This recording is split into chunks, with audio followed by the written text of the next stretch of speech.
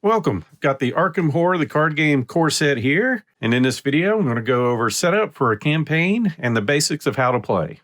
So typical for Fantasy Flight games, they give you a good learn to play guide to get you started. This also comes with a campaign guide, which has 3 scenarios in it. So we're going to have the Night of the Zealot, with part 1 being the Gathering, which I'll do the setup for. And then of course it has 2 more, the Midnight Masks, and the Devour below to complete the campaign. It also has a campaign log on the back to track your progress. And during gameplay, you run into problems. We have a rules reference with everything you'll need to know, alphabetized here to go over any specifics. So right off the bat, the first thing we're going to need to do is choose our investigator and assemble the deck for that. And while the base game does come with enough stuff for 1 to 2 players, I'm going to take this true solo and just pick 1 investigator. So the base game comes with 5 different characters. So we're going to have name, their basic occupation, stats going across the board, some game text, and then their health and sanity. So since I'm playing solo, I do want to pick the best stats because I'm not going to have any backup. So we've got Agnes Baker here, who's a waitress. Of course, they tell you how to build the deck on the back side of it. We have Daisy Walker, Roland Banks, Skids O'Toole, and Wendy Adams. And as someone that hasn't played through this, the 2 stats I feel are going to be the most helpful are the 2 in the center. So one is going to help us investigating to find clues, and the other is attacking. And I think Roland Banks has the best average numbers there. I mean, we can definitely see Daisy is good at investigating, but not so good in a fight. So we're going to try Roland here. And we'll go over his abilities later. First, we're going to create his deck here. So you can see his deck size are going to be comprised of 30 cards. For options, we can go through Guardian cards. And basically, it goes from level 0 to 5 for those. But since we're doing a campaign, all our cards are going to be level 0. So we can use Guardian cards, Seeker cards, and then neutral cards. Then we also have to bring in Roland's 38 special, a cover-up, and 1 random weakness. And these 3 cards do not count against the deck size. So we're going to have a deck with 33 cards in it. So go ahead and construct that. So in the Learn to Play guide, it does come in with a pre-constructed starter decks for Roland Banks. I'm going to pretty much stick with this, although I have swapped some cards out that I think would be better for playing true solo. So starting out, we're going to go with our required cards. We have the 38 special, which is an asset for us, which will go well for us if we get this out. I mean, up here we show it's an asset with a cost of 3, some skill checks it can help with, and as an action, what it's going to do for us, and it will take up 1 hand slot. We have our cover-up, which is a weakness card. This is something we don't want to see, but we all have some problems. So apparently we've tried to cover up something in our past, and it could come back to haunt us. And as far as a random basic weakness, we're going to have Paranoia, which will make us discard all of our resources. Then as far as our Guardian cards, I've pretty much taken all the Guardians that are level 0 and added those in our deck for us. So we've got skills, event cards, and more assets that we can use. Then as far as Seeker cards, I've got 5. I put another 5 back that were available to get some neutral cards to put in there for us that I think will work a little bit better.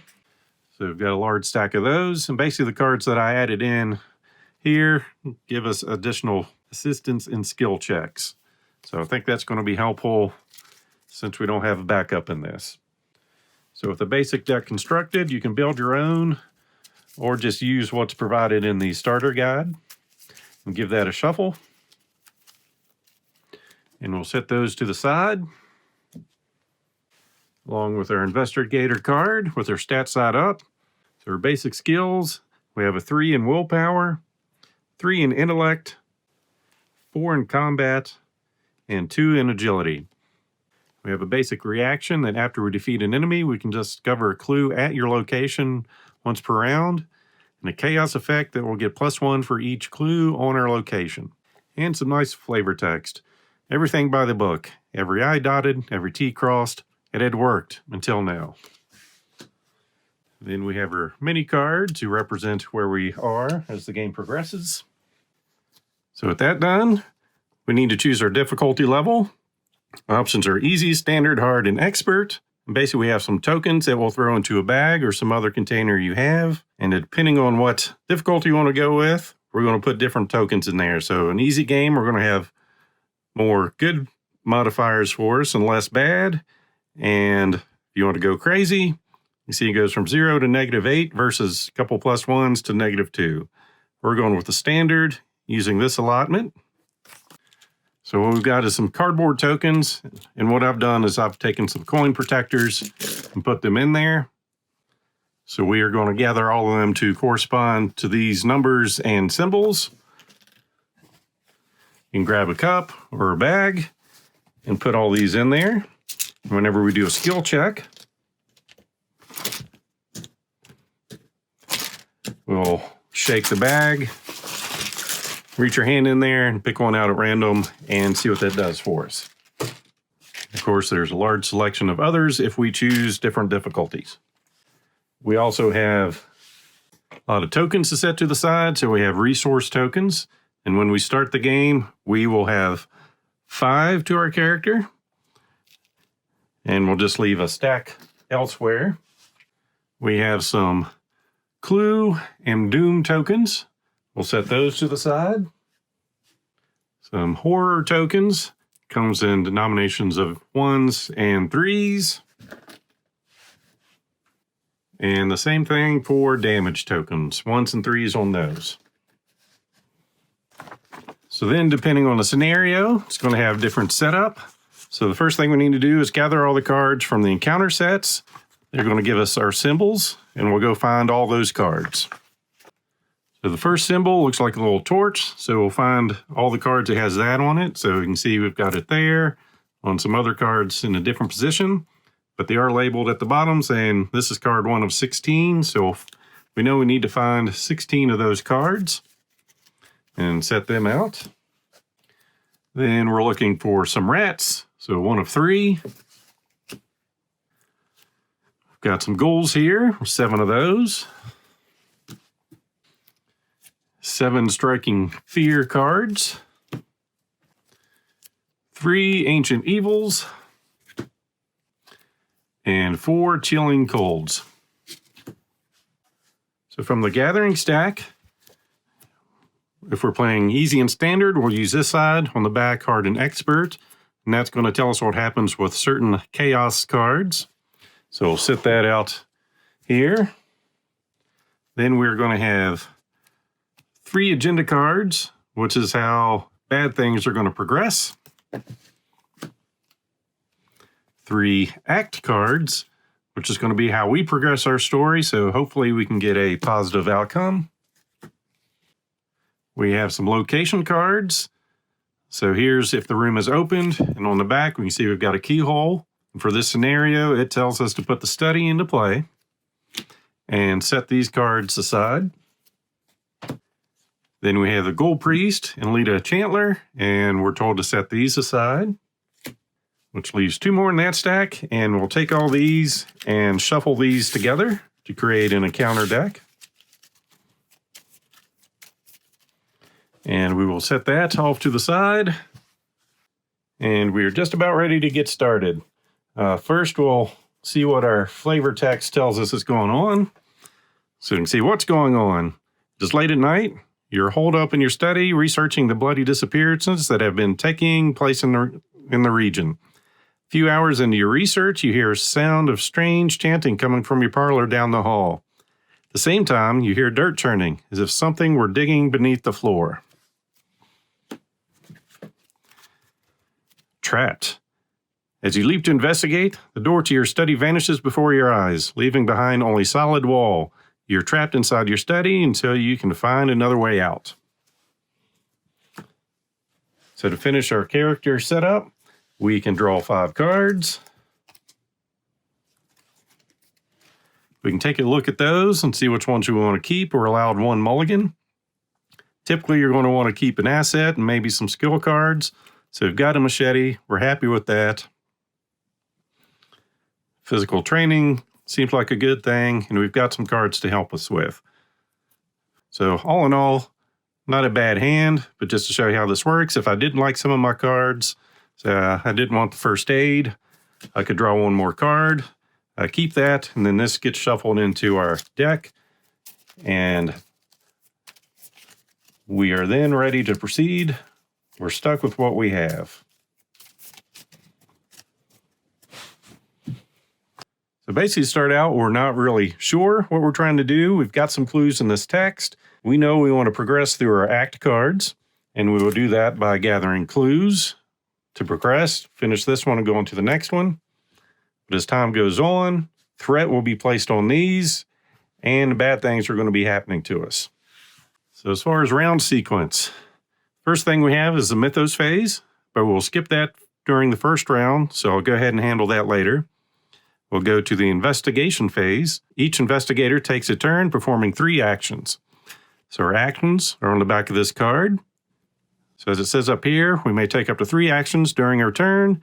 We can do 3 different actions, 3 the same thing, split them up however we want. So the first thing we can do is draw a card or gain a resource. So that's basically just taking a card from here and drawing it and putting it into our hand. We can take a resource to add it to our pool. We can play an event or an asset card from our hand. And notes here that fast cards do not cost an action to play. So if there's a keyword like this one here, this does not count against our action limit. So we've got costs up in the top. So one of the first things I would do if we were starting here is put a machete into play. So this is going to give us an action to fight with. It's going to give us +1 strength for the attack. And if the attacked enemy is the only enemy we're engaged with, we'll get +1 damage for that. So usually you'll just do 1 damage. So this will allow us to do 2. So if we want to put that in play, we'll spend 3 resources, and that comes into play. So assets will go down here. Skills we'll use during a skill check. Events, we'll basically use this, and it goes to our discard pile. And those are the bulk of the cards. So activate an ability on a card. So if we had a monster out, we could go ahead and fight. So we'll just see how that would work. Here we have an icy ghoul on the bottom.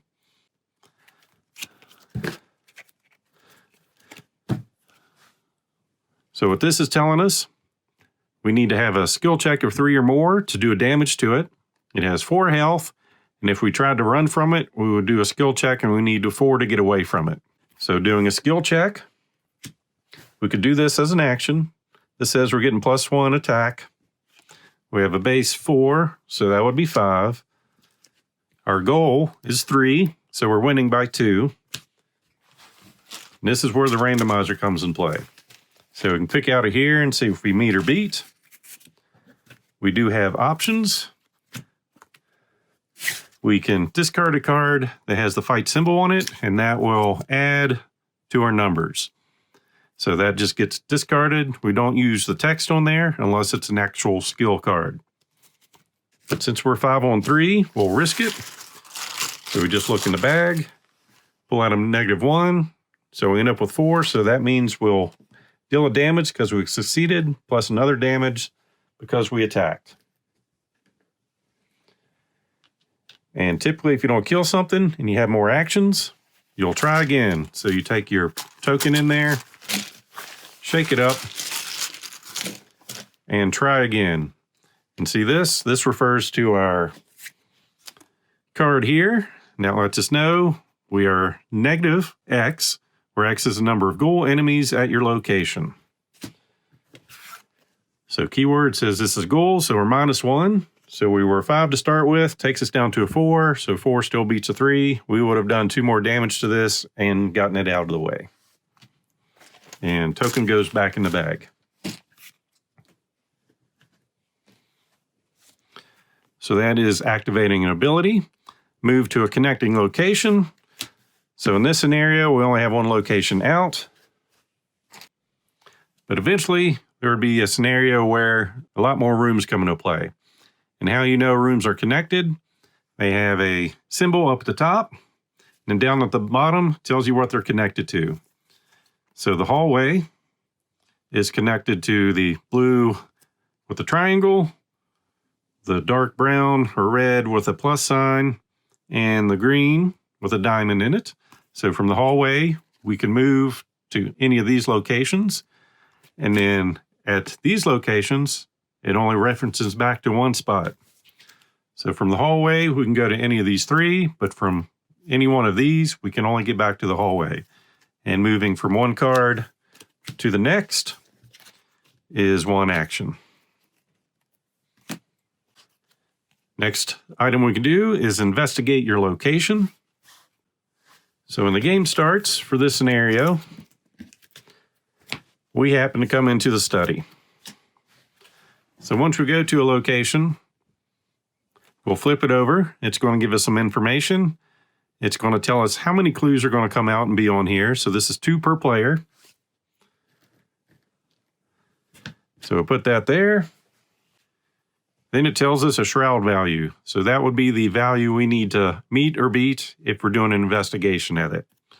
So if we're at this location and we spend an action to investigate, we need to do a skill check using our intellect, which is a 3. And we need a 2 to succeed. And just for reference, when we're doing our checks, we know we have 1 plus 1, 2 zeros, 3 negative 1s, 2 negative 2s, a -3, a -4. The other symbols reference this card. So there's 2 in there that's going to be -X, where the X is the number of ghouls. We have 1 symbol that's going to be -1. If you fail, take a horror. Another symbol that will be -2, period. If there is a ghoul enemy at your location, take a damage. Then the symbol near the end is just an auto fail. And then the symbol here will reference your player card. And that's usually going to be a positive effect. So for this one, we'd be +1 for each clue on your location.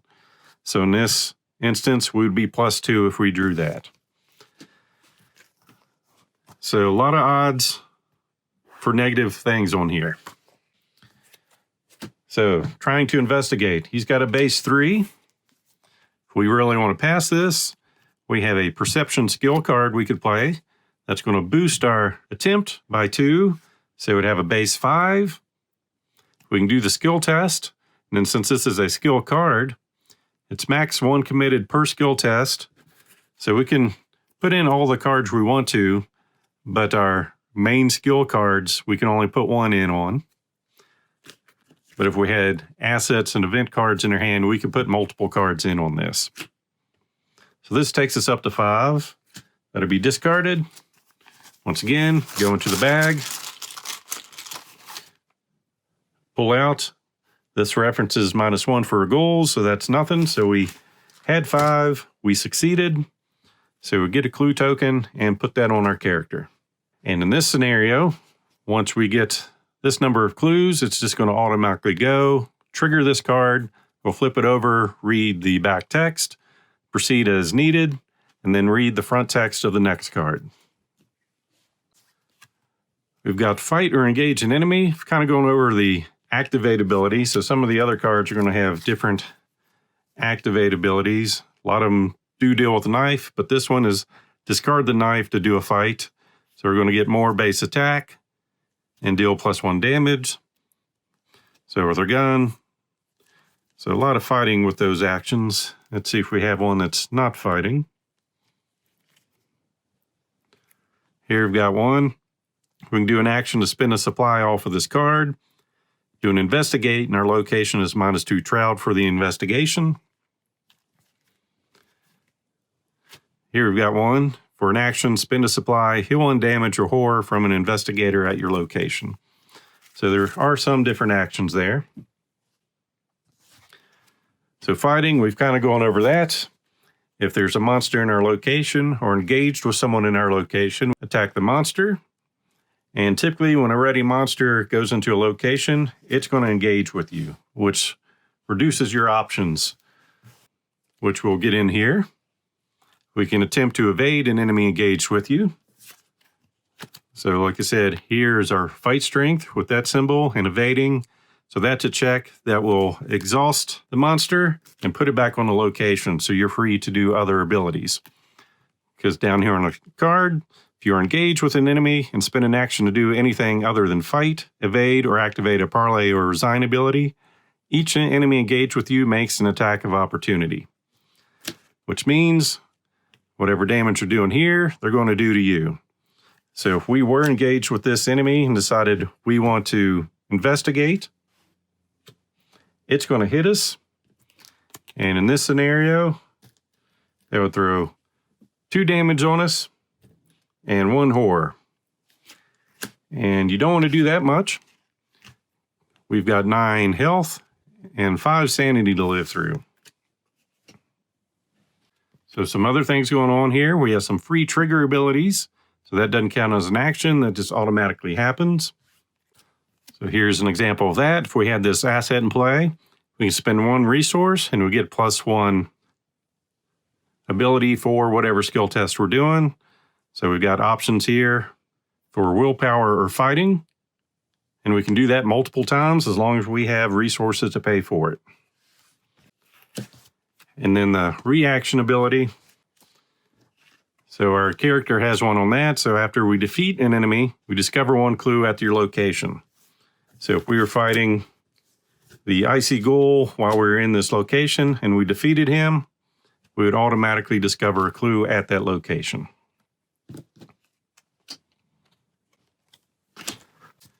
So those are our actions. So back to this. Let's say we went through our investigation phase, and now we're on to the enemy phase. So enemies with the hunter keyword move toward the nearest investigator. So that will be a keyword up here that would have them move towards us.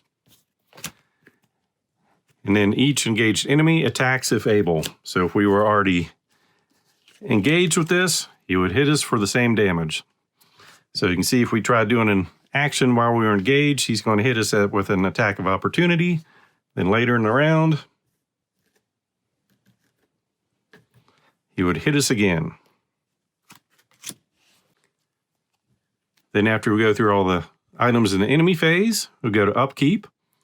We reset actions, which is flip our mini cards. If you're playing in a multiplayer game, once you do your actions, you flip from the color side to the black and white side, just to designate you've taken your turn. So in the Upkeep phase, you'll just flip that over so you'll be ready for the next round. Then we were ready all exhausted cards. Some cards we have in here, to activate them, you have to exhaust them. So we would put them back up. Each investigator draws 1 card and gains a resource. So you'll draw a card and put that in your hand. But you will have to pay attention if you draw your weakness cards. If you draw your basic weakness or regular weakness, you have to follow through and do the revelation on them. So like for this one, we discard all of our resources. So we'd lose any of those we had. And then for our cover up, see, the revelation is put cover up into play in your threat area, which is where we store all our cards, with 3 clues on it. Then as a reaction ability, when you would discover 1 or more clues at your location, discard that many clues from cover up instead. So this really slows down our progress, especially in a solo player. And then force ability, when the game ends, if there are any clues on cover up, you suffer 1 mental trauma. And trauma is when you start the next game. 1 mental trauma means you start with a damage on you. And of course, if you had physical trauma, you'd start with a physical damage on you. Okay, so finishing up Upkeep, we drew a card, we got a resource. Each investigator checks your hand size. So basically you can have up to 8 cards in your hand. So you check that to make sure you're 8 or less. If you have more, you'll discard down.